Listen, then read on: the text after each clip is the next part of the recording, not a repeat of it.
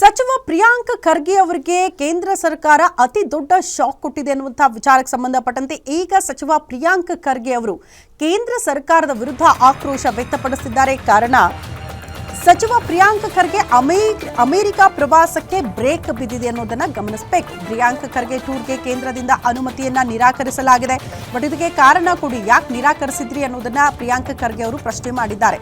ಹಲವು ಕಾರ್ಯಕ್ರಮಗಳಲ್ಲಿ ಅವರು ಭಾಗಿಯಾಗೋ ನಿಮಿತ್ತ ಅಮೆರಿಕಕ್ಕೆ ಹೋಗಬೇಕಾಗಿತ್ತು, ಆದರೆ ಅವರಿಗೆ ಅನುಮತಿ ಸಿಕ್ಕಿಲ್ಲ ಅಂತೆ ಕೇಂದ್ರ ಸರ್ಕಾರದಿಂದ. ಹಾಗಾಗಿ ಈಗ ವಿವಿಧ ಕಾರ್ಯಕ್ರಮಗಳಲ್ಲಿ ಭಾಗಿಯಾಗುವಂಥ ನಿಟ್ಟಿನಲ್ಲಿ ಪ್ರಿಯಾಂಕ್ ಖರ್ಗೆ ಅವರು ಅಮೆರಿಕಾಗೆ ಹೋಗಬೇಕಿತ್ತಲ್ಲ, ಅದು ಈಗ ರದ್ದಾಗಿದೆ.